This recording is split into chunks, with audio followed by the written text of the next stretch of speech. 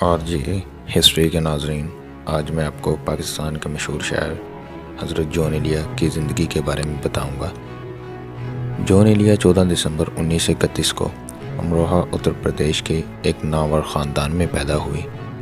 وہ اپنے بہن بھائیوں میں سب سے چھوٹے تھے۔ ان کے والد علامہ شفیق حسن ایلیا کو فن اور ادب سے گہرا لگاؤ تھا۔ اس کے علاوہ وہ نجومی اور شاعر بھی تھے۔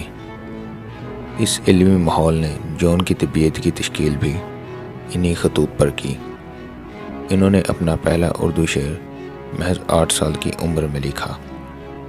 اپنی کتاب شاید کے پیش لفظ میں قلم طراز ہے: میری عمر کا 8واں سال میری زندگی کا سب سے زیادہ اہم اور ماجرا پرور سال تھا۔ اس سال میری زندگی کے 2 سب سے اہم حادثے پیش آئے۔ پہلا حادثہ یہ تھا کہ میں اپنی نرگسی انا کی پہلی شکست سے دوچار ہوا، یعنی ایک کتالہ لڑکی کی محبت میں گرفتار ہوا۔ دوسرا حادثہ یہ تھا کہ میں نے پہلا شعر کہا: چاہ میں اس کی تماچے کھائے ہیں، دیکھ لو سرخی میرے رخسار کی۔ جون اپنے لڑکپن میں بہت حساس تھے۔ ان دنوں ان کی کل توجہ کا مرکز ایک خیالی محبوب کردار صوفیہ تھی۔ ان کے غصے کا نشانہ متحدہ ہندوستان کے انگریز قابض سے وہ ابتدائی مسلم دور کی تاریخ ڈرامائی صورت میں دکھاتے تھے، جس وجہ سے ان کی اسلامی تاریخ کے علم کے بہت سے مداح تھے۔ جون کے مطابق ان کی ابتدائی شاعری اسٹیج ڈرامے کے مکالماتی فطرت کا تاثر تھی۔ ایلیا کے ایک قریبی رفیق سعید ممتاز سعید بتاتے ہیں کہ ایلیا امروہہ کے سید المدارس کے بھی طالب علم رہے۔ یہ مدرسہ امروہہ میں اہل تشیع حضرات کا ایک معتبر مذہبی مرکز رہا ہے۔ چونکہ جون ایلیا خود شیعہ تھے، اس لیے وہ اپنی شاعری میں جا بجا شیعہ حوالوں کا خوب استعمال کرتے تھے۔ حضرت علی علیہ السلام کی ذات مبارکہ سے انہیں خصوصی عقیدت تھی اور انہیں اپنی سیادت پہ بھی ناز تھا۔ سعید کہتے ہیں کہ جون کو زبانوں سے خصوصی لگاؤ تھا۔ وہ انہیں بغیر کوشش کے سیکھ لیتا تھا۔ عربی اور فارسی کے علاوہ جو انہوں نے مدرسہ میں سیکھی تھی، انہوں نے انگریزی اور جزوی طور پر عبرانی میں کچھ مہارت حاصل کر لی تھی۔ اپنی جوانی میں جون کمیونسٹ خیالات رکھنے کی وجہ سے ہندوستان کی تقسیم کے سخت خلاف تھے، لیکن بعد میں اسے ایک سمجھوتے کے طور پر قبول کر لیا۔ ایلیا نے 1957 میں پاکستان ہجرت کی اور کراچی کو اپنا مسکن بنایا۔ جلد ہی وہ شہر کے ادبی حلقوں میں مقبول ہو گئے۔ ان کی شاعری ان کی متنوع مطالعہ کی عادات کا واضح ثبوت تھی، جس وجہ سے انہیں وسیع مدح اور پذیرائی نصیب ہوئی۔ جون ایک انتھک مصنف تھے، لیکن انہیں اپنا تحریری کام شائع کروانے پر کبھی بھی راضی نہیں کیا جا سکا۔ ان کا پہلا شاعری مجموعہ شاید اس وقت شائع ہوا جب ان کی عمر 60 سال کی تھی۔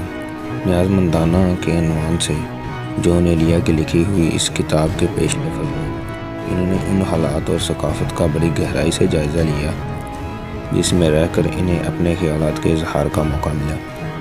ان کی شاعری کا دوسرا مجموعہ یعنی ان کی وفات کے بعد 2003 میں شائع ہوا، اور تیسرا مجموعہ بعنوان گمان 2004 میں شائع ہوا۔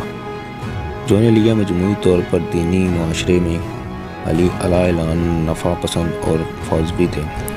ان کے بڑے بھائی رئیس امروہی کو مذہبی انتہا پسندوں نے قتل کر دیا تھا، جس کے بعد وہ عوامی محفلوں میں بات کرتے ہوئے بہت ہی احتیاط کرنے لگے۔ جون ایلیا تراجم تدوین اس طرح کے دوسرے مصروفیات میں مشغول رہے، لیکن ان کے تراجم اور نثری تحریر آسانی سے دستیاب نہیں۔ فلسفہ، منطق، اسلامی تاریخ، اسلامی صوفیہ روایات، اسلامی سائنس، مغربی ادب اور واقعہ کربلا پر بھی جون کا علم کسی انسائکلوپیڈیا کی طرح وسیع تھا۔ اس علم کا نچوڑ انہوں نے اپنی شاعری میں بھی داخل کیا تاکہ خود کو اپنے ہم عصروں سے نمایاں کر سکیں۔ جون ایک ادبی رسالے انشاء سے بطور مدیر وابستہ رہے، جہاں ان کی ملاقات اردو کی ایک اور انتھک مصنفہ زاہدہ حنا سے ہوئی، جن سے بعد میں انہوں نے شادی کر لی۔ زاہدہ حنا اپنے انداز کی ایک ترقی پسند دانشور ہے اور اب بھی 2 روزنامہ جنگ اور ایکسپریس میں حالات حاضری اور معاشرتی موضوعات پر لکھتی ہیں۔ جون کی زاہدہ حنا سے 2 بیٹیاں اور 1 بیٹا پیدا ہوئے۔ 1980 کی دہائی کے وسط میں ان کی طلاق ہو گئی۔ اس کے بعد تنہائی کے باعث جون کی حالت ابتر ہو گئی۔